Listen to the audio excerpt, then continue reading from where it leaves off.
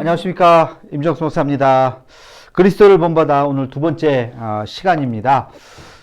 이 강의를 어떻게 할까? 제가 참 고민이 많았습니다. 이걸 여러분 읽어보신 분들은 아시겠지만 그냥 쭉 한 문장 한 문장 묵상하는 말씀이 어떤 스토리가 있는 것도 아니고 말 그대로 그냥 참 귀한 말씀, 격언과 같은 말씀들을 모아놓은 책이기 때문에 어떻게 강의를 해야 되나 저도 좀 고민을 많이 했어요. 지난 시간에 한번 말씀을 드린 것처럼 그냥 쭉 읽기만 해도 참 좋고 또 실제로 이렇게 읽는 그런 책들도 많이 있거든요. 그래서 그런 사이트들도 그래서 그렇게 지금 어떻게 해야 되나 고민을 하다가 이제 각 챕터당 제가 제 마음속에 이렇게 와닿는 키워드와 같은 센텐스를 좀 몇 개를 이렇게 좀 추렸습니다. 그래서 그것을 함께 같이 나누고 그거에 대한 간단한 또 코멘트를 하고 그렇게 진행을 하려고 합니다. 그래서 여러분 기독교 고전에 보면 지난 시간에 저자와 책에 대해서 했고요. 두 번째 영적인 삶을 위한 거룩한 조언에 대해서 이제 25개의 챕터가 있는데 시간이 오늘 25개를 다 하려면 빨리빨리 진행을 좀 해야 될 것 같아요. 그래서 제가 이 PPT를 좀 만들었습니다. 그래서 PPT를 같이 보시면서 같이 좀 이야기를 하나씩 좀 나눠보도록 하겠습니다. 잘 보셔야 됩니다. 제가 중간에 키워드를 이야기하겠습니다. 오늘 키워드는 이 문장을 써주세요 하는 거예요. 끝까지 한번 잘 보시기 바랍니다. 자, 제1장 영적인 삶을 위한 거룩한 조언입니다. 영적인 삶. 우리가 영적인 삶을 어떻게 살아야 되는지, 우리 함께 같이, 이 토마스 아켐피스의 이야기를 한번 들으면서 한번 보도록 하겠습니다. 첫 번째, 오직 그리스도를 본받으라. 이게 그리스도를 본받으라. 여기에서 책 제목이 나온 거예요. 그리스도를 본받아 라고 하는 책 제목이 나온 겁니다. 그래서 이 제목이라고 하는 것을 여러분들이 염두에 두시면서 제가 페이지를 이렇게 적어 놨습니다. 지난 시간에 말씀드렸던 이 책인데요. 이 책의 페이지를 참고하셔서 갖고 계신 분들은 밑줄을 한번 그으시고요. 그리고 제가 여기서 말씀드리지 않아도 여러분 스스로가 아주 참 좋다고 생각하는 그런 구절을 또 이렇게 밑줄을 그으셔도 돼요. 나중에 두 번, 세 번, 네 번 읽으면 밑줄이 안 그어진 구절이 하나도 없을 만큼 다들 아주 좋은 말씀들이 많이 있습니다. 보겠습니다. 우리는 낮이 이르도록 계속해서 예수 그리스도의 삶을 본받아야 한다. 여기서 이제 낮이 이른다라고 하는 것은 광명, 희망, 어떤 빛 이런 의미거든요. 그래서 우리의 삶이 정말 그리스도로 가득 채워지는 그 순간이 오기까지 그리스도의 삶을 본받기 위해서 계속해서 노력을 해야 된다. 그런 의미로 우리가 볼 수가 있습니다. 나는 삼위일체의 의미를 정확하게 아는 것보다 차라리 참된 뉘우침을 원한다. 무슨 뜻인지 아시죠? 지성적인 것. 삼위일체의 의미를 정확하게 안다고 하는 것은 머리로 지성적으로 우리가 하나님을 알아가는 것이 중요한 것이 아니라 참된 뉘우침을 알아야 된다. 우리 마음속 깊이. 그러니까 신앙이라고 하는 것은 머리가 아니라 가슴이다 하는 것을 이야기하고 있습니다. 성경의 내용을 잘 알고 있고 또 온갖 철학자들의 말을 꿰고 있을지라도 하나님의 사랑과 은혜가 없다면 그 무슨 소용이 있겠는가. 이것도 같은 맥락의 이야기입니다. 성경의 내용을 알고 철학자들의 말을 알고 그러니까 학문적으로 지식적으로 풍부하다 할지라도 그 마음속에 하나님의 사랑과 은혜가 없다면 소용이 없다. 하나님의 은혜와 사랑이 훨씬 더 중요하다 하는 것을 이야기하고 있죠. 오래 살기를 바라면서 바르게 사는데 무심한 것 역시 헛된 일이다. 찔리는 사람들도 좀 있을 거예요. 오래 살기를 바라면서 바르게 사는데 무관심한 것. 우리는 어떻게 하면 오래 살까? 건강하게 살까?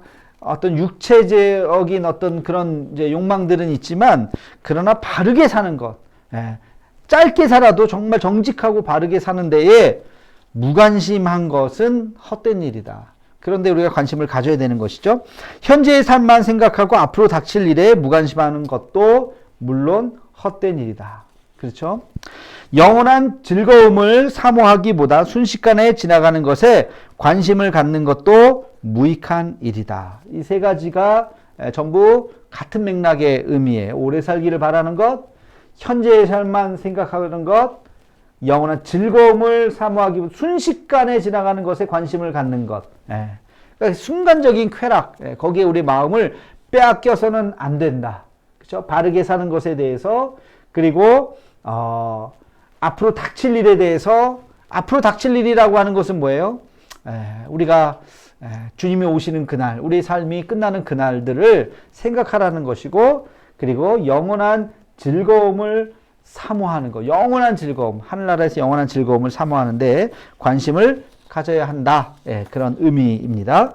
자, 이제 두 번째 챕터로 넘어가겠습니다. 스스로 지혜 있는 채 하지 말라. 이게 전체적인 주제예요. 세상에 온갖 지식을 머리에 담고 있을지라도 그 영혼에 사랑이 없다면 무엇으로 하나님의 심판을 감당할 수 있겠느냐. 아까 했던 말씀하고도 연결되는 말씀일 수도 있어요. 지식보다 중요한 것은 사랑이라는 거예요. 그렇죠? 지식이 구원을 가져다 주지 못하는 거예요. 그래서 사랑은 구원을 가져다 줄 수 있어요. 주님을 사랑하는 마음, 가슴의 뜨거움. 우리가 그렇게 기도를 해야 되지 않을까 싶어요. 우리의 가슴이 더 넉넉해지고 따뜻해지고 뜨거워지기를. 저도 그렇게 기도하고 여러분들도 그 마음을 잊지 않았으면 좋겠습니다. 자, 그 다음에 보겠습니다. 하나님이 알고 싶어 하시는 것은 우리에게 얼마나 많은 지식이 있는가가 아니라 어떻게 살았는가 하는 것이다. 어떻게 살았는가. 하나님이 우리를 보시면서 무엇을 알고 싶어 하시는가? 지식이 많은가? 공부 많이 했는가? 그런 게 아니라요. 그거는 타고날 수도 있고, 태어날 때 집안 좋게 태어나는 것일 수도 있고, 그러나 정말 하나님께서 원하시는 그게 아니라 우리가 주어진 환경 속에서 어떻게 살았는가, 지금 이 순간 어떤 결정을 하고 선택을 하면서 살았는가, 그것을 더 중요하게 생각하신다 하는 것을 여러분 기억하시고, 지금의 나의 이 고난 속에서, 고통 속에서 내가 어떤 선택을 할 것인가, 하나님께서는 그걸 보신다는 거죠. 그죠? 다시 한번 우리가 묵상할 필요가 있을 것 같아요. 그 다음, 아는 것이 많을지라도 모르는 것이 더 많다고 여겨야 한다. 자신의 무지를 인정해야 한다.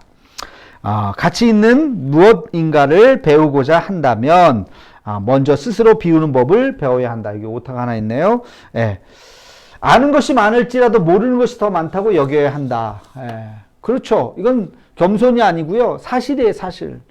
박사도 그 분야의 박사지, 그 분야를 깊이 아는 것 뿐이지 넓게 아는 게 아니라고요. 그러니까 박사도 그것이 다 한다고 이야기하면 안 돼요. 오히려 알아가면 알아갈수록 더 모르는 게 많다는 것을 인정하는 것이요. 그 진실이죠. 그게 진정한. 그래서 자신의 무지를 인정해야 되고, 가치 있는 무엇인가를 배우고자 한다면 스스로 비우는 법을 배워야 한다. 내 자신을 비워야 그것을 채우는 거지. 가득 찼다는 건 뭐야? 난 몰라도 돼. 더 이상 몰라도 돼. 그러면 안 되죠. 여러분, 지금 이 시대에 우리가 또 배워야 할 것들이 얼마나 많은지 몰라요. 그래서 그런 것들을 좀 더 많이 우리가 좀 배울 수 있도록, 채울 수 있도록, 특별히 여기서 뭘 얘기하는 걸까요? 그건 세상 지식이 아니라 영적인 것에 대해서. 영적인 것에, 여러분들 신앙생활 30년쯤 하면 이제 뭐 성경 얘기도 뻔해, 다 알아, 그렇게 생각하시면 안 돼요. 그렇게 교만하게 생각하시면 안 되고, 더 겸손히 하나님 말씀을 더 많이 묵상하며 그렇게 우리가 살아야 될 것입니다. 저도 마찬가지겠죠. 자, 그 다음에 진리 앞에 겸손히 나아가라. 진리 앞에 겸손히 나아가라. 순수하고 정직하고 또 안정된 영혼은 아무리 많은 일을 해도 흔들림이 없다. 그는 하나님의 영광을 위해 무엇이든 마다하지 않으며 자신 안에서 참된 휴식을 누린다. 그죠? 순수하고 정직하고 안정된 영혼은 아무리 많은 일을 해도 흔들림이 없다. 여러분, 우리가 흔들리는 이유가 바로 여기 있는 거예요. 순수하지 않고 정직하지 않고 뭔가 불안정하기 때문에 흔들리는 거죠, 마음이. 범죄하기 직전에 마음이 얼마나, 남의 물건을 막 훔치려고 막 그럴 때 얼마나 마음이 불안합니까? 막 긴장되고 막 그렇죠? 그런 걸 또 즐기는 사람도 있어요. 도둑질 하는 거, 그 병적으로 남의 물건을 도둑질하는 사람은 도둑질 하기 전에 그 막 긴장하고 흥분된 마음을 즐긴다 그러더라고요. 그건 병이에요. 근데 그건 잘못된 거죠. 그런 게 아니라 정말 마음이 평안하기를 원하면 죄를 짓지 말아야죠. 잘못된 일을 하지 말아야 되겠죠. 그는 하나님의 영광을 위해서 무엇이든지 마다하지 않고 자신 안에서 참된 휴식, 안식을 누리는 사람. 자, 그 다음에 한번 보겠습니다. 심판의 날이 닥치면 우리가 읽은 것이 아니라 우리가 행동한 것에 관해 어느 정도나 말을 잘했는지가 아니라 얼마나 바르게 살았는지에 관해 질문을 받게 될 것임을 명심하라. 심판날에 뭘 명심하라고요? 심판날에 읽은 것이 아니라 행동한 것에 관해 어떤 말을 했는지가 아니라 바르게 살았는지에 관해서 질문을 받게 될 것이다. 하나님이 그렇게 질문을 하신다는 거예요. 너 책 몇 권 읽었니가 아니라 너 어떻게 살았니? 말씀대로 살았냐? 하는 거죠. 그렇죠? 그리고 정말 바르게 살았냐? 하는 것을 물으시겠죠. 우리가 그 질문을 받게 될 때 과연 우리가 어떻게 대답할 수 있을지 참 두렵습니다. 그 다음 말씀 보겠습니다. 진정한 위대함은 위대한 사랑 속에서 발견된다. 자신을 낮게 여기고 세상의 높은 명예를 대수롭지 않게 여기는 사람은 진정으로 위대한 사람이다. 위대함은 어디에서? 위대한 사랑에서 발견된다. 우리가 예수님을 위대하다고 부르는 이유가 그분의 그 위대한 사랑, 그 십자가의 그 위대한 사랑이 있기 때문에 우리가 위대하다고 말하는 것이죠. 그래서 사랑의 크기가 그 사람의 크기를 말하는 것이죠. 그죠? 사랑의 크기가 얼마나 더 큰 사랑의 사람이 되는가, 우리가 거기에 좀 관심을 있어야 할 것입니다. 네 번째, 지혜롭고 신중하게 행하라. 지나치게 귀가 얇아서는 안 된다. 우리는 귀로 듣는 모든 것을 조심스럽게 살펴야 한다. 우리는 하나님 앞에서 생각하는 시간을 가져야 한다. 귀가 얇아서는 안 돼. 남의 말 듣고 이렇게 저렇게 막 이렇게 넘어가지 말고 뭐가 있어야 될까요? 자기의 줏대가 있어야죠. 소신이 있어야죠. 남의 말 듣고 흔들린 것이 아니라 자기가 걸어갈 수 있는 자기의 길. 그 굉장히 인생 살면서 그 정말 중요한 것 같아요. 막 이렇게 흔들리지 않고, 근데 그 자기의 소신을 가지고 살려면 내공이 필요한 거예요. 자기께 정말 있어야 돼요.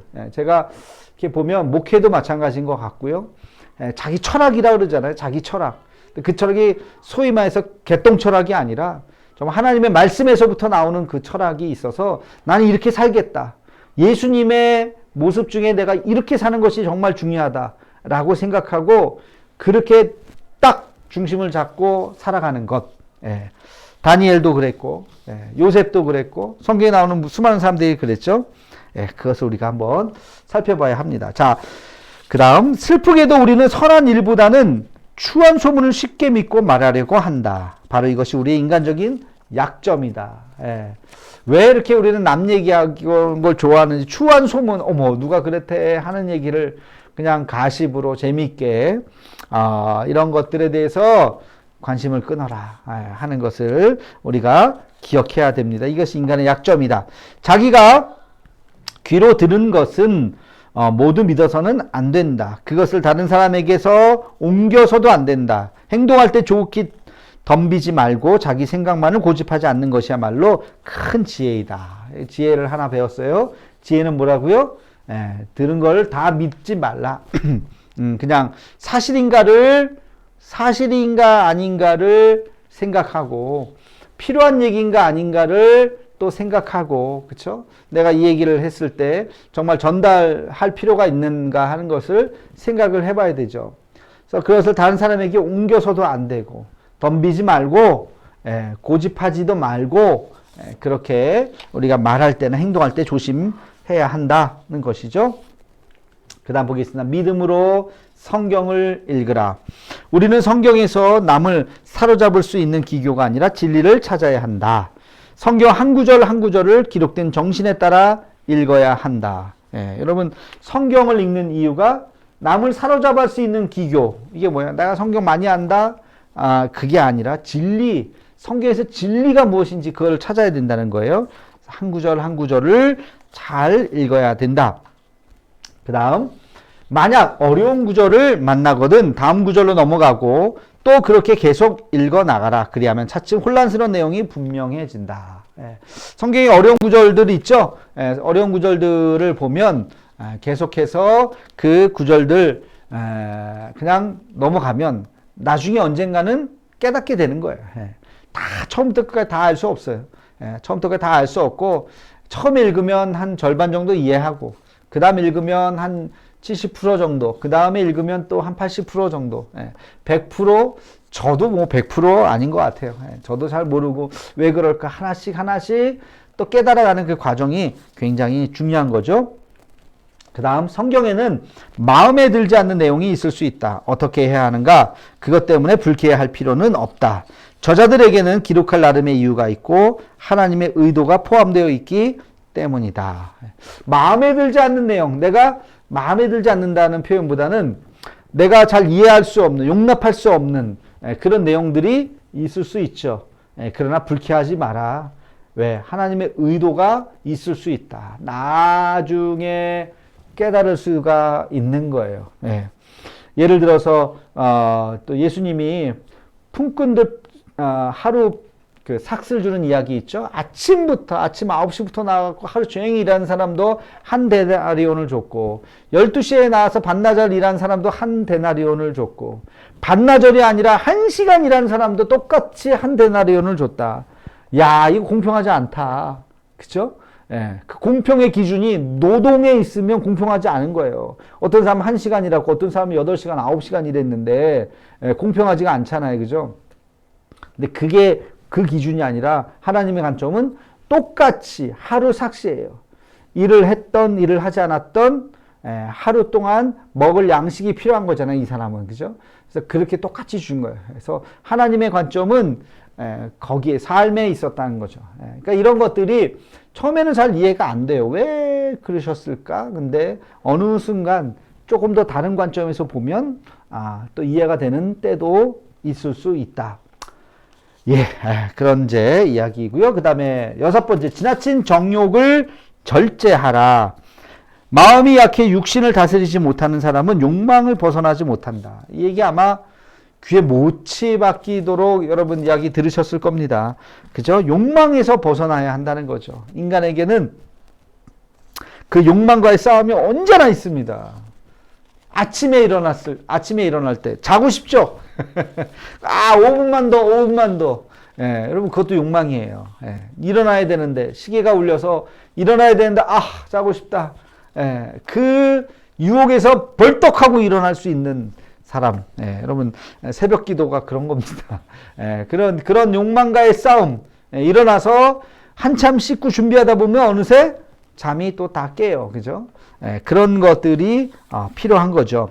자, 동물적인 삶을 사는 사람이나 외적인 것만 중요시하는 사람의 마음에는 결코 평안이 있을 수 없다. 진정한 평안은 영적인 사람의 몫이다. 마음의 평안, 마음의 평안은 동물적인 삶을 살아가는 사람들, 어떤 막 동물적인 삶이라는 게 뭐예요? 감각, 어떤 막 쾌락, 육체적인 막 이런 것들, 그런 것들에 얽매여서 살아가는 사람은 마음의 평안이 있을 수 없다.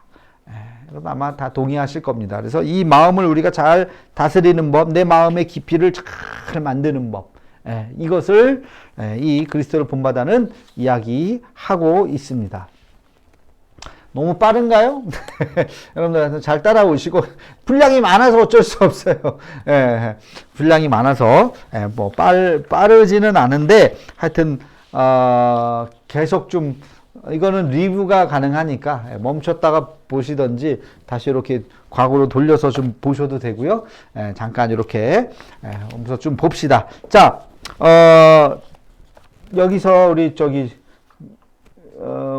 퀴즈를 하나 낼까요? 조금 이따 합시다. 퀴즈가 아니라 키워드 조금 이따 합시다. 자, 7번째, 전적으로 하나님을 신뢰하라. 자신의 능력을 믿지 말고 하나님을 신뢰하라. 할 수 있는 것을 실천하라. 그리하면 하나님 아버지께서 도우실 것이다. 누굴 믿으라고요? 하나님을 믿으라고요. 하나님. 나를 신뢰하지 말고, 내가 잘났다고 내 능력으로 하지 말고 하나님을 신뢰하라. 우리 뭐 많이 들었던 이야기죠. 하나님에게 전적으로 신뢰하는 방법. 이것을 우리가 믿음 안에서 터득을 해야 됩니다. 다른 사람보다 자신이 의롭지 못하다는 생각은 자신에게 결코 해롭지 않지만 누구보다 자신을 더 낮게 여기는 것은 재앙이 될 수 있다. 뭐가 재앙이라고요? 자기를 더 낮게 여기는 건. 내가 제일 잘났어. 무슨 노래 제목 같은데 요즘에 그런 내가 제일 잘났어. 이게 세상의 사람들. 그러나 성경은 그렇지 않고 겸손하라는 거예요. 겸손은 평안을 주지만 교만은 언제나 시기와 분노를 부른다. 누구의? 다른 사람들의. 교만한 사람 보면 여러분들 어때요? 마음이 아유 저 사람 왜 이렇게 저 꼴불견이야? 뭐 이렇게 지잘났다 그래? 그쵸? 늘 겸손하게 늘 머릿속에 아이고 제가 한 게 뭐 없습니다. 도와주신 덕분입니다. 라고 늘 머리를 숙일 수 있어야 되는 거예요. 말 한마디로. 참 그리고 윗사람에게는 물론이고 아랫사람에게도 그렇게 아이고 고맙습니다 할 수 있는 그런 마음 쉽지 않죠. 그러나 그런 마음이 있어야 된다는 것을 여러분 잊지 마시기 바랍니다. 8번째, 사귐에 주의하라. 겸손하고 평범한 사람, 믿음이 좋고 행실이 바른 사람과 사귀는 것이 좋다. 누구랑 사귀라고요? 겸손하고 평범한 사람. 막 이렇게 부자들 튀는 사람들이 아니라 믿음이 좋고 행실이 바른 사람하고 사귀라는 거예요. 그들과 영적인 삶에 도움이 되는 대화를 나누는 것이 중요하다. 그렇죠? 그래서 여러분 믿음의 사람들과 함께 같이 사귀는 것이 굉장히 중요합니다. 교회에서 믿음의 사람들과 함께 사귀시고 그리고 세상 사람들 꼭 만나야 되는 사람이라면 몰라도 그렇지 않으면 그냥 뭐 즐거움을 위해서 만나는 사람들이라면 조금 절제하시고 믿음의 사람들과 함께 같이 기도할 수 있는 이런 사람들을 만나라 하는 거죠. 제가 목사 된 다음에 제일 좋은 게 그런 것 같아요. 다 제가 만나는 사람들이 다 목사님들 대부분이 아니라 거의 한 90% 정도가 다 목사님들이라서 그건 참 좋은 것 같아요. 제가 뭐 어딜 술자리를 가겠습니까? 뭐 이상한 데를 가겠습니까? 가고 싶지도 않을 뿐더러 그런 유혹도 없고 그래서 그런 게 참 목사된 기쁨 중에 하나예요. 다 저보다 훌륭하신 분들 만나서 얘기하다 보면 저도 많이 깨닫게 되고 그렇습니다. 그래서 주변에 누가 있느냐가 되게 중요한 거죠. 그 다음 한번 보겠습니다. 사랑은 끝이 없지만 친숙함은 분명 한계가 있다. 이 친숙함이라고 하는 것은 인간적인 어떤 관계들, 칭찬 듣는 이를 직접 만난 말을 들어보면 듣던 말과 전혀 다르다고 생각할 정도로 실망하게 된다. 이게 재밌는 이야기예요. 그죠? 어떤 사람, 인간적인 관계에서는 실망할 수 있다는 거예요. 여러분, 저도 마찬가지예요. 여러분들이 저에 대해서 또 목사님들에 대해서 목사님은 예수님 같은 분이야 라고 생각을 하고 접근하다 보면 인간적인 부분이 왜 드러나지 않겠습니까? 그쵸? 그러면 실망할 수 있죠. 다른데?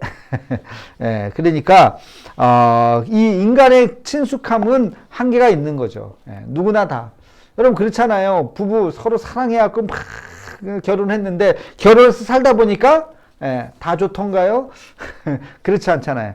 어떤 한 부분이, 좀 자기 마음에 들지 않는 어떤 부분들이 보이기 시작하죠. 그죠? 그러면서 이제 다투기 시작하기도 하고, 뭐 그렇습니다. 그래서 인간의 관계는 그럴 수 있다는 거예요. 그래서, 거기에 너무 집착하지 말아라. 9번째, 순종을 통한 참된 자유를 누리라. 순종하는 삶을 사는 것은 중요한 일이다. 자기의 생각이 아니라 권위 있는 사람이 바라는 대로 행동해야 한다. 자기의 생각보다 권위 있는 어떤 사람의 생각을 더 따라서 살아가는 것, 어떤 사람을 의지하면서 살아가는 것도 굉장히 중요하다. 예를 들면 누가 있을까요? 어떤 영적인 지도자들, 그렇죠? 그분들, 뭐 저도 그래요. 저보다 목회를 많이 하신 어르신들 이야기를 귀를 기울이면서 그분들이 하신 이야기들이 얼마나 저에게 도움이 되고 격려가 되고 위로가 되는지 몰라요. 그런 분들을 잘 이렇게 생각하면서 그분들의 조언 또 그분들의 어떤 저에 대해서 하는 여러 가지 이야기들을 잘 들으면서 따르려고 하죠. 저도. 그러니까 이런 것들이 우리의 삶에서 굉장히 중요하다. 영적인 지도자들의 어떤 지침 이런 것들.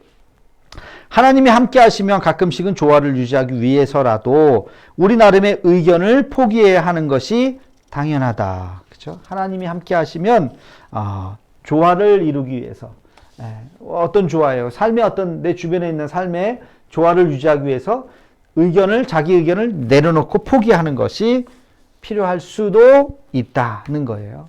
더 큰 우리를 위해서 나를 잠시 내려놓을 수 있는 그런 마음들. 아마 이 그리스도를 본받아가 공동체의 삶을, 지난 첫 시간에 얘기했잖아요. 수동 공동체 삶을 위해서 이제 쓴 글이라 그랬잖아요. 그래서 그 상황을 염두에 두고 이 글을 보면 훨씬 더 이해하기가 좋아요. 그래서 우리가 함께 같이 더불어 살아가는데 내 주장만 할 것이 아니라 내 주장이 혹시 나는 옳다고 생각한다 할지라도 다른 사람들의 생각들을 함께 조화를 이루면서 살아가야 하는 것이 더 중요하다 하는 것을 이야기하고 있습니다. 너무 많이 말하지 말라. 최대한 잡담을 피하라. 세상의 이야기에 관심을 갖지 말라. 중요한 일에 관한 것이든 아니면 사소하게 전하는 것이든 간에 영적인 세계에 관한 우리의 지식을 혼란스럽게 만든다. 예, 잡담을 피하라는 거예요. 세상의 이야기에 관심을 갖지 말라는 거예요. 그래서 영적인 세계에 관해 우리의 지식이 혼란스럽게 만들 수 있다는 거죠. 그래서 더 세상의 것들, 그런 소리들, 요즘에 여러분들 마음을 막 이렇게 움직이게 하는 게 뭐가 있겠어요? 혹시 주식 열풍이 작년에부터 막 불었는데 주식, 그죠? 어떤 거 샀어야 되는데 안 사서 아이고 배 아프다. 저거를 샀으면 내가 막 주식이 지금 몇 배로 뛰었을 텐데 1,000만 원이 한 5천만 원 됐을 텐데, 그죠? 그런 마음이 흔들리죠. 1,000만 원이 5천만 원 되는 건 약과야. 누가 집을 샀더니 3억에 샀는데 6억이 됐대. 그런 소리 들으면 막 이렇게 마음이 막 흔들리죠, 그죠? 왜 안 그러겠어요? 지금 우리가 살아가는 사회에서. 그러나 현실에서의 변동은 없잖아요. 그냥 숫자일 뿐이지. 그게 또 언제 또 떨어질지도 모르고. 떨어지기를 바라는 건 아니지만 그것은 올라가기도 하고 떨어지기도 하고 거기에서부터 자유로울 수 있는 마음이 있어야 되는 거예요. 보통 내공이 아니에요. 이게 그냥 말로만 낸다고 되는 게 아니라 진짜 그렇지 하고 고개를 끄덕이고 자기 자신을 이렇게 마음을 쓰다듬을 수 있는 그런 마음이 사실은 우리에게 필요한 거죠. 세상 일에 관심을 갖지 말아라 하는 이야기를 다시 한번 여러분 잘 한번 주목하시기 바랍니다. 입을 지키지 못하는 것은 매우 나쁜 습관이다. 그러나 영적인 주제에 관한 경건한 토론은 우리의 성장에 도움이 된다. 입을 지키지 못하는 것은 나쁜 습관이라는 게 뭐예요? 말 함부로 하는 거. 그쵸? 말을 함부로 하는 것은 아주 좋지 않은 것이고, 그리고 경건한 토론은 우리의 성장에 도움이 된다. 영적인 주제에 대한 경건한 토론이 뭐가 있을까요? 이게 바로 저는 묵상 나눔이라고 생각해요. 우리 맨날 지금 매일 하고 있죠? 여러분 매일 하고 계시죠? 말씀 묵상 매일 한 것들을 같이 나누세요. 같이 이렇게 좀 나누시고 그런 것들이 영적인 것에 큰 도움이 된다는 것을 여러분 꼭 잊지 마시기 바랍니다. 11번째, 악한 습관에서 벗어나라. 우리는 평안을 희망하면서도 그 평안을 누리기 위해 필요한 시간을 내는 데는 인색하다. 평안을 희망하면서 그 희망하는 평안을 위해서 시간을 내고 헌신하고 그래야 되는데 거기에 시간을 내지 않는 거예요. 인색한 거예요. 그래서는 안 된다. 더 시간을 잘 내어서 그 시간들을 우리가 악한 습관을 또 벗어나고 또 마음의 평안을 할 수 있는 거. 예를 들어서 뭐가 있을까요? 기도죠. 하나님이 응답해 주기를 원하고 내 마음이 평안해 주기를 원하는데 기도하지 않으면 그러면 안 되죠. 그 시간을 위해서 내가 열심히 기도하면서 하나님께서 나에게 평안을 주시기를 바라야 되겠죠. 그 다음 이런 말이 있어요. 우리는 너무나도 자주 감정의 노예가 된다. 일시적인 것에 지나치게 마음을 쓴다. 일시적인 것에 지나치게 마음을 쓰지 마시기 바랍니다. 12번째, 역경의 유익을 발견하라. 때로 어려움이나 시련이 도움이 될 때가 있다. 역경은 우리가 생각하도록 만든다. 역경은 우리가 생각하도록 만든다. 뭘? 내 주변에 있는 여러 가지 것들을 생각하도록 만드는 거예요. 그래서 역경에서 주는 어떤 유익들이 있다는 거죠. 시련이 도움이 될 때가 있다. 막상 실현당하고 있는 사람들이 이 말을 이해하기는 쉽지 않아요. 너무나도 힘드니까. 그러나 그 시간이 지나고 나고 보면 그게 나한테는 나쁜 시간은 아니었다라고 생각이 들 수도 있습니다. 꼭 그런 시간들이 오기를 바라겠습니다. 또 우리는 힘겨운 상황을 벗어나려고 노력하면서 하나님을 더 많이 찾게 된다. 우리 내면의 삶은 외적으로 비난받을 때 가장 크게 성장한다. 참 이해하면서도 이해하기 어려운 말이에요. 그죠? 힘겨운 상황을 벗어나려고 노력하면서 하나님을 더 많이 찾게, 주님을 막 갈망할 때 그쵸? 여러분, 입시철 뿐만이 아니라 건강이 수술을 앞두고 사고 나가지고 생명이 위독하고 이런 상황에서는 물불 안 끌리고 기도하죠. 그쵸? 주여 주여 하면서, 그런 하나님을 더 찾게 되고, 내면의 삶은 외적으로 비난받을 때 크게 사람들이 나를 비난하고 그럴 때 자기 자신을 다시 되돌아보면서 내게 부족한 것이 무엇인가를 다시 찾는 그런 것들도 우리에게 필요하고, 실제로 그렇죠. 그러면서 우리가 더 성장하는 것이죠. 꺾이지 말고 그런 시간에 자기를 되돌아보고 반성하고 그러면서 더 한층 더 성장할 수 있는 그런 사람이 그리스도를 본받는 사람이고, 그런 사람이 굉장히 영적인 사람이고, 그런 사람이 하나님의 사람인 거죠. 여러분, 그런 분이 되기를 바랍니다. 한 절반 했네요, 이제. 잠깐 쉬었다 할까요? 잠깐 쉬었다가 한번 또 하겠습니다. 물 한 잔 마시고. 네, 계속, 진행을 하도록 하겠습니다. 물 한 잔 마셨고요. 계속, 진행하도록 하겠습니다. 13번. 13번. 시험을 인내하라. 시험을 인내하라. 시험을 인내하라. 참 좋은 말이죠. 이 세상에서 살고 있는 한 시험과 시련을 벗어날 방법은 없다. 제가 이 말씀을 읽고 참 마음에 이렇게 많이 와닿았습니다. 여러분, 세상에 살고 있는 한 시험과 시련을 벗어날 방법은 없어요. 그럼 꼭 마음속에 이걸 새기세요. 그래서 늘 언제나 시험과 시련을 벗삼아 그런가 보다. 시련이 오면 또 그런가 보다. 시험이 오면 또 그런가 보다. 내가 살아있나 보다. 생각하시고, 중요한 것은 극복할 수 있는 마음, 이겨낼 수 있는 마음. 그게 그걸 뭐라고 불러야 될까요? 내공? 그게 정말 중요한 것 같아요. 살면서. 그래서 더 단단해지는 거예요. 요즘에 대통령 선거가 때릴수록 단단해집니다 하듯이 우리도 때릴수록 더 단단해지고 그래야 될 것 같습니다. 자, 시험이 도움이 될 때도 있다. 부담스럽기는 하지만 우리를 겸손하게 만들고 좋은 교훈을 남긴다. 성인들은 하나같이 그들이 겪은 시련과 시험 그 이상의 성숙을 경험했으며 그 결과 성장할 수 있었다. 아멘이죠. 성인들이 하나같이 시련과 시험 그 이상의 성숙을 경험했고 성장할 수 있었다. 시험이 도움이 될 때도 있다. 다 주옥 같은 말씀입니다. 그죠? 여러분들 꼭 기억하시기 바랍니다. 시간이 많이 가고 빨리빨리 좀 지나가려고 그래요. 자, 삶이 순조로울 때 헌신적이거나 열심을 내는 것은 그리 크게 내세울 것이 못 된다. 오히려 힘겨운 순간을 인내하는 것이야말로 은혜를 입으며 성장하고 있음을 강하게 확증하는 것이다. 아이고, 그렇죠? 인내하는 것이야말로 은혜를 입고 성장하고 있음을 강하게 확증한다. 그러니까 정말 그 철이 때릴수록 진짜 강해진다고, 여러분 때릴수록 더 강해지고, 그렇게 잘 견디시고 포기하지 마시고 지지 말고, 왜? 하나님이 승리하시니까, 하나님이 함께 하시면 어떤 어려움도 이겨낼 수 있으니까 겁먹고 도망가지 말고 포기하지 말고 딱 인내해서 하도록 합시다. 오늘 여기에 은혜 받았네. 그래서 여러분 키워드에 이거 적읍시다. 우리 시험을 인내하라. 오늘의 키워드 그거 적으시기 바랍니다. 중간에 알려드렸어요. 이제 이따가는 얘기 안 합니다. 오늘의 두 번째 키워드 뭐라고요? 시험을 인내하라. 딱 그거를 적으시면 됩니다. 자, 그 다음에 성급하게 판단하지 말라. 나한테 하는 소리 같은데. 성급하게 판단하지 말라.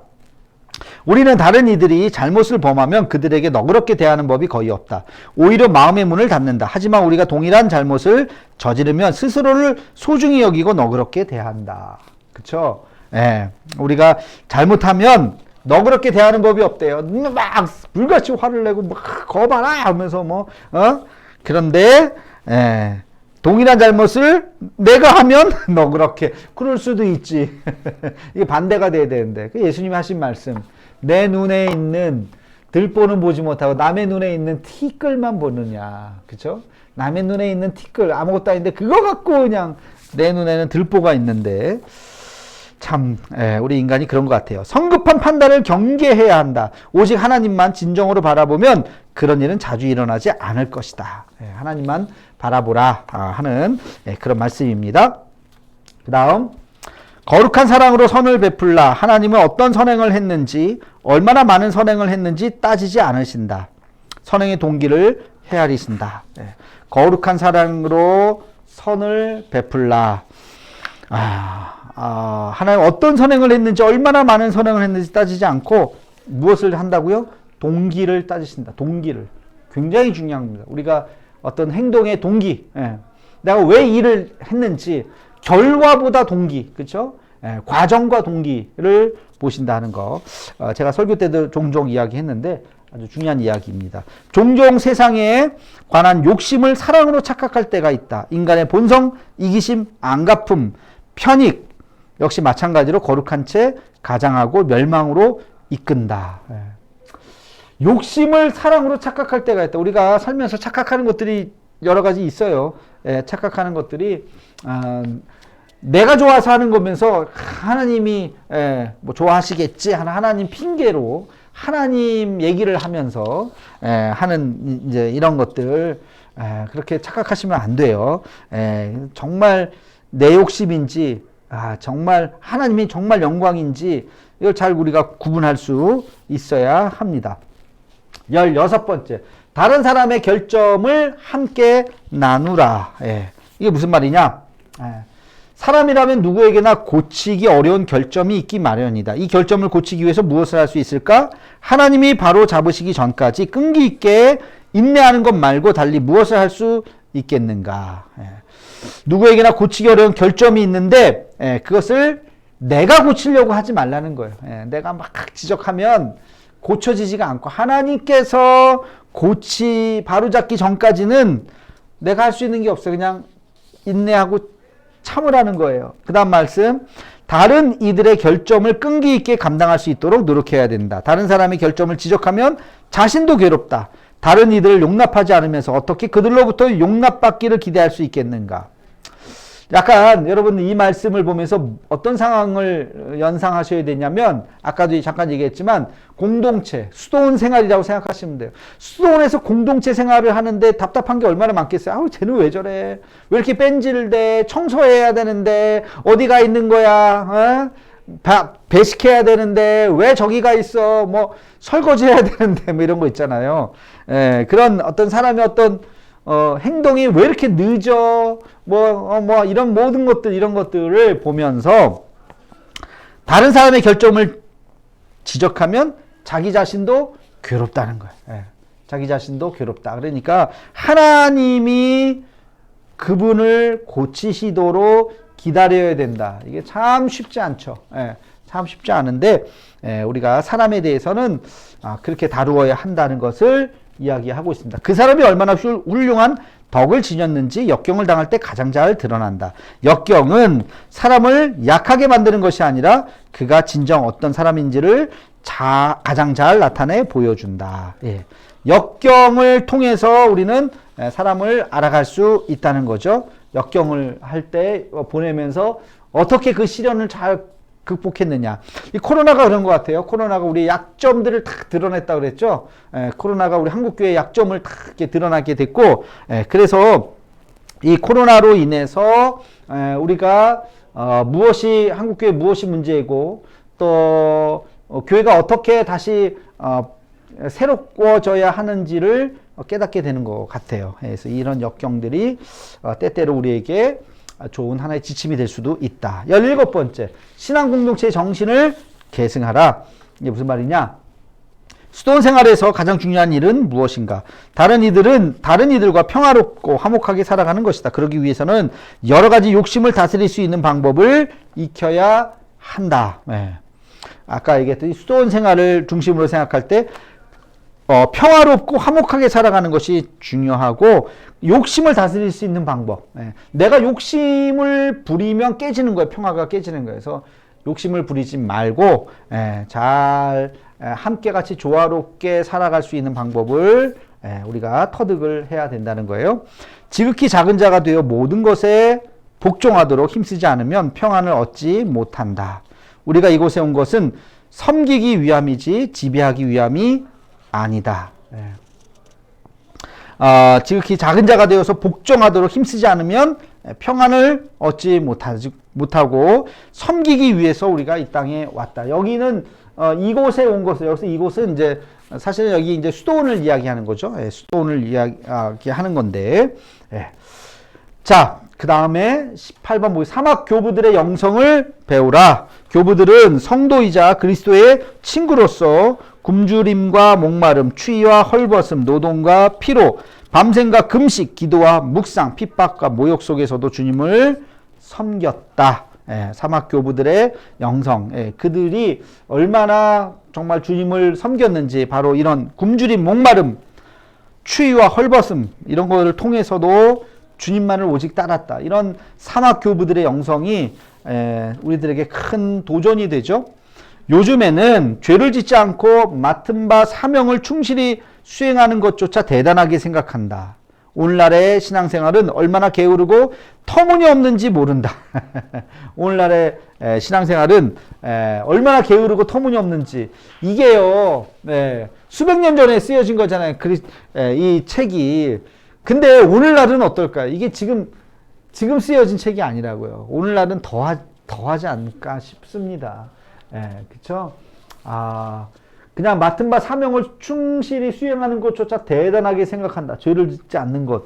그러니까 정말 우리가 더 깊은 신앙으로 그리스도를 본받아서 가는, 어디까지 본받아요? 십자가까지 본받는 그 삶으로 가는. 그러니까 그냥 교회 잘 다니고 빠지지 않게 교회 잘 다니고 11조 잘하고 봉사 생활 잘하고 이만하면 됐지? 그렇게 생각하시면 안 돼. 이만하면 됐지가 아니에요. 우리 삶을 정말 드릴 수 있는 거기까지 가야 되겠죠. 그죠? 그러니까 한참 부족합니다. 말씀을 제가 이렇게 빨리빨리 읽고 지나가서 그렇지, 이거를 이렇게 묵상할 책이거든요. 그리스도를 본받아는 사실은 제가 이렇게 오늘 다시 한번 이렇게 쭉 보면서 강의할 책이 아니라 여러분이 깨닫는 책이에요. 읽으면서 깨닫는 책이에요. 묵상하는 책이에요. 그래야 될 것 같아요. 자, 19번째. 매일의 삶에서 영성을 훈련하라. 훌륭한 그리스도인은 모든 면에서 덕을 갖추어야 한다. 다른 사람에게 비춰지는 겉모습만큼 내면도 덕스러워야 한다. 모든 면에서 덕을 갖추어야 한다. 똑같은 종류의 영적 훈련이 누구에게나 도움이 되는 것은 아니다. 자신에게는 이것이, 다른 사람에게는 저것이 더 효과적일 수 있기 때문이다. 하지만 모든 훈련의 핵심은 이 땅을 후회 없이 떠날 수 있는 준비를 하는 것이다. 저는 참 이 말씀이 굉장히 와닿습니다. 모든 훈련의 핵심은 이 땅을 후회 없이 떠날 수 있는 준비를 하는 것. 이것이 아주 중요한 그러한 훈련의 목적이죠. 여러분. 그러니까 누구에게나 똑같은 종류의 영적 훈련이 필요한 것은 아니다. 어떤 사람에게는 금식이 유익할 수 있고, 어떤 사람에게는 금식이 아니라 뭐 밥을 먹으면서 훈련이 또 필요한 것일 수도 있어요. 어떤 사람에게는 암송이, 어떤 사람에게는 묵상이, 성경도 다 다를 수 있습니다. 우리 체질이 다르잖아요. 뭐 홍삼이 맞는 사람이 있고 안 맞는 사람도 있잖아요. 꿀이 다 좋은 건 아니잖아요. 사람의 체질에 따라서. 영성도 마찬가지인 거예요. 영성도 다양한 영성들. 어떤 사람에게는 통성 기도가 좋을 수 있어요. 와, 주여 방언하면서. 어떤 사람은 또 묵상이 좋을 수도 있어요. 이게 획일적이지 않다는 거예요. 그래서 이것도 하고 저것도 하고, 이런 걸 또 좋아할 때는 또 하고, 이런 것도 좋아할 때는 또 이렇게 또 따라서 하고. 그러나 핵심은 뭐라고요? 이 땅을 후회 없이 떠날 수 있는 준비를 하는 것. 핵심은 이 땅을 떠날 때 후회 없이, 정말 하나님을 위해서 내가 헌신했다 하는 그런 마음들을 가질 수 있도록. 드디어 20번째. 아직 좀 더 남았어요. 혼자 있는 골방의 침묵을 사랑하라. 스스로를 돌아보기에 좋은 시간을 정하라. 하나님이 얼마나 선하신 분인지 자주 묵상하라. 위대한 성인들은 사람들과 어울리기보다는 하나님과 함께 개인적인 시간을 보내는 골방을 선택했다. 그렇죠? 그래서 골방에서 열방을 품으며 뭐 이런 말이 있잖아요. 나는 비록 골방에 있지만 열방을 가슴에 품으며 기도한다는 거예요. 그래서 혼자 있는 골방의 침묵을 사랑하고 즐거운 마음으로 나갔다가 슬픔을 안고 돌아오기 십상이다. 쾌락을 만끽하며 보낸 밤은 피곤하고 슬픈 아침을 맞이하게 할 뿐이다. 육체적인 즐거움은 우리를 유혹하고 방황하게 만든다. 안 넘겼네. 네, 즐거운 마음으로 나갔다가 슬픔을 안고 돌아오기 십상이다. 쾌락을 만끽하며 보낸 밤은 피곤하고 슬픈 아침을 맞이하게 할 뿐이고, 그쵸? 이게 무슨 장면이 생각나냐면, 술에 막 쩔어가지고 술 먹을 때는 기분 좋게 온다. 아침에 그 숙취라 그래나요? 그냥 술 먹어서 막 괴로워하고 근데 다시는 내가 술 먹는 거 봐라. 그런 사람들이 있죠. 그게 연상이 되네. 육체적인 즐거움은 우리를 유혹하고 방황하게 만든다. 모르는 이야기는 아닐 겁니다. 실천이 중요한 거지. 양심의 소리에 귀를 기울이라. 진정으로 영적인 진보를 이루고 싶다면 두 가지를 조심해야 된다. 하나는 하나님과 함께하는 삶이고 다른 하나는 하나님을 멀리하는 삶이다. 마음이 항상 불편한 것은 후회하는 일을 털어놓지 않기 때문이다. 그러나 그렇게 해야만 경건해질 수 있다. 여러분 이 말 한번 잘 생각해 보세요. 두 가지를 조심해야 영적인 진보가 일어나는 하나는 하나님과 함께하는 삶. 당연하죠. 하나님과 함께하는 삶이 있어야 되고 또 하나는 하나님을 멀리하는 삶이다. 하나님을 멀리하는 삶을 살아라는 것이 아니라 이거 오해하시면 안 돼요. 하나님을 멀리하는 삶을 조심하라는 거예요. 하나님을 여러분이 지금 멀리하고 있는지 하나님과 함께하고 있는지 하나님이 어디쯤 계십니까? 하나님 하고 막 불러야 막 올 정도로 저 멀리 계시는지 아니면 그냥 하나님 하고 이렇게 속삭여도 딱 들을 만큼 그렇게 가까이 있는지 여러분의 하나님의 거리는 어느 정도 있는지 그러니까 가까이 계시다면 내가 말하지 않아도 어떻게 보면 숨소리만 들어도 다 알아듣잖아요.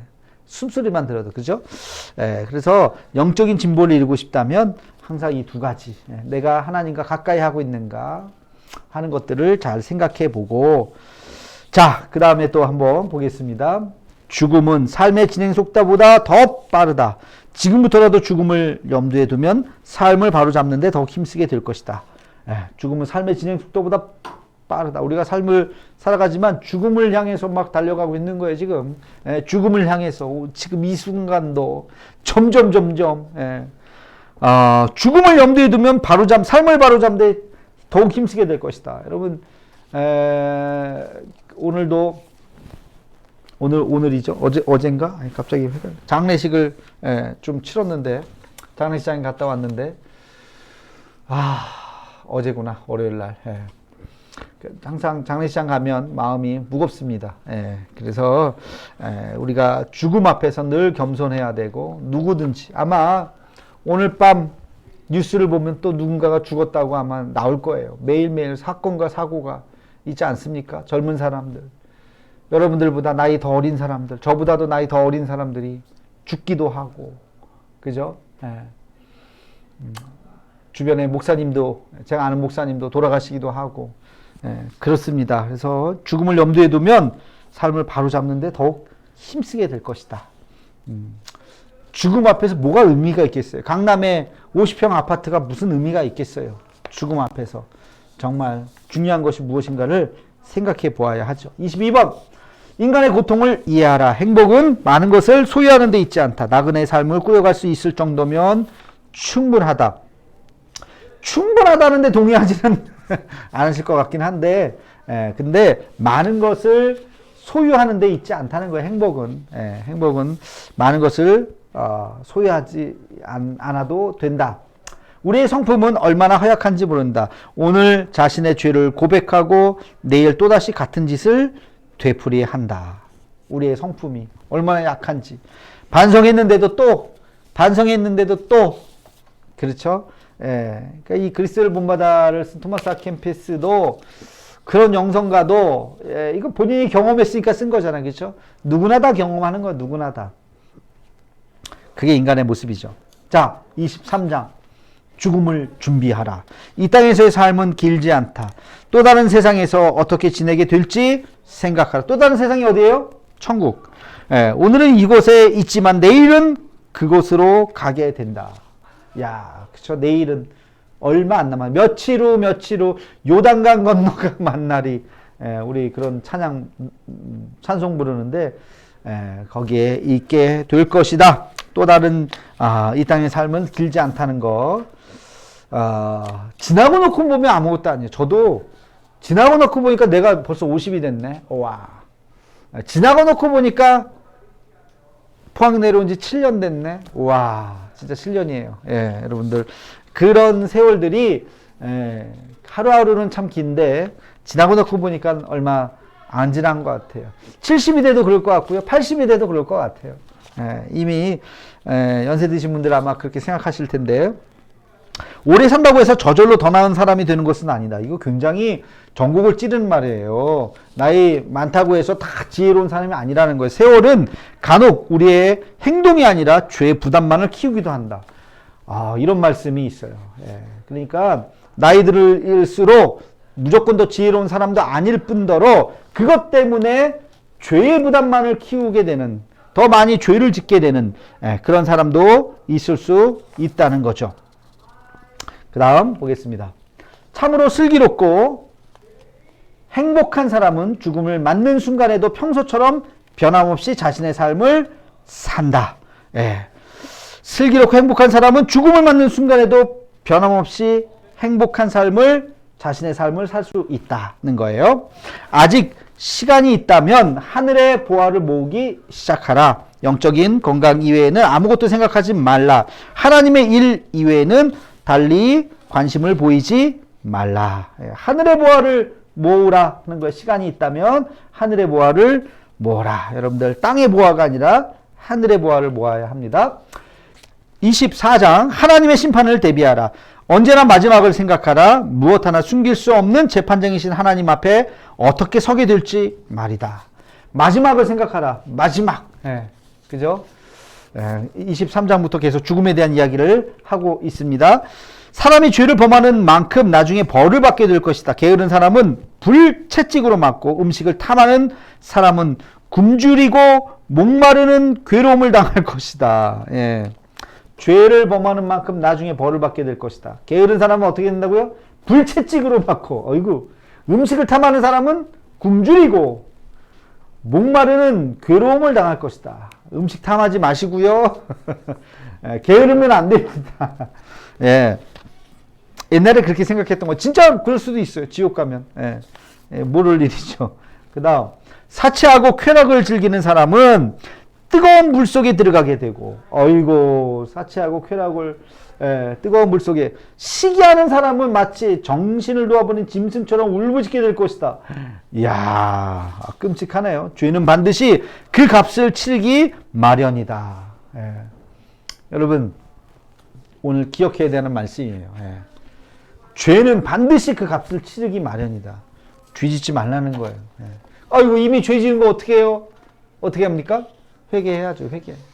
참회해야지. 하나님한테 통곡하고 참회하면 죄가 사라지니까. 자, 하나 또 있네요. 그때에는 초라한 의복이 빛을 발하고. 역전되는 거예요. 지금은 초라한 의복은 부끄러운 것이지만 그때 언제요? 하늘나라에서는 초라한 의복이 빛을 발하고 값비싼 의복이 빛을 잃을 것이다. 예. 지금은 값비싼 의복이 화려하죠. 뭐 수백만 원, 뭐 수천만 원짜리 이런 거. 그러나 그런 거 아니라는 거죠. 그때에는 누추한 오두막이 금으로 장식된 궁전보다 더 가치 있게 여겨질 것이다. 그러니까 누추한 오두막에 정직하게 하나님 앞에 살았던 그 사람이 하늘나라 가면 훨씬 더 대접받는 시대가 될 것이다.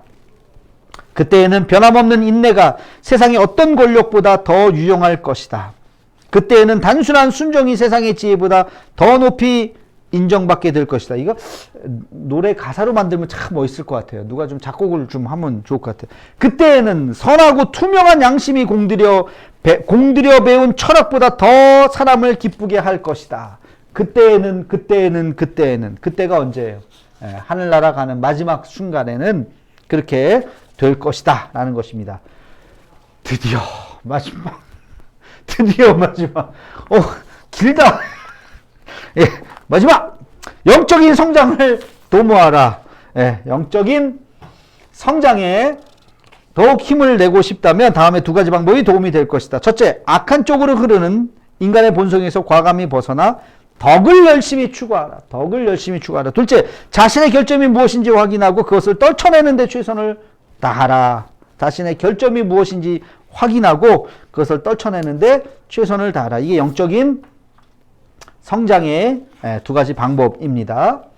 우리는 이곳에 온 목적을 기억하고 십자가에 달리신 분의 모습을 언제나 잊지 말아야 한다.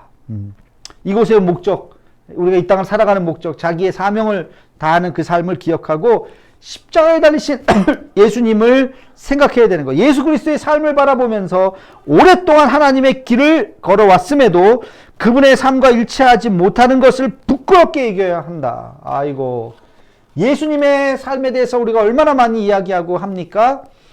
그런데 그분의 삶과 일치하지 못하는 것을 부끄럽게 여겨야 한다. 부끄럽습니다. 이렇게 말하는 저부터 너무 부끄럽습니다.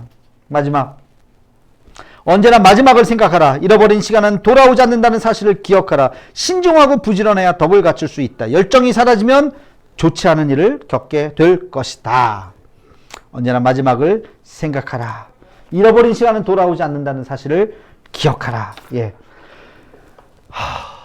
오늘 여기까지 하겠습니다. 키워드, 아까 제가 중간에 말씀드렸어요. 찾아보세요. 예. 처음부터까지 다 들어야 알 수 있는 키워드를 제가 한번 했습니다. 하여튼 간에, 그리스도를 본받아, 이렇게 그냥 스킵 했는데도 이렇게 내용이 많네요. 여러분들, 나머지 부분들 밑줄 그으시면서 열심히 한번 읽어보시고요. 다음에 2장을 함께 같이 나누도록 그렇게 하겠습니다. 키워드 쓰시고, 이거는 아까도 잠깐 얘기했지만 묵상하는 겁니다. 그냥 뭐 한번 쑥 읽고 넘어가는 게 아니라 성경 다음으로 많이 읽혀진 책이라고 이야기하잖아요. 그리스도를 본받아 다음 시간에 뵙도록 하겠습니다. 수고하셨습니다. 안녕히 계세요.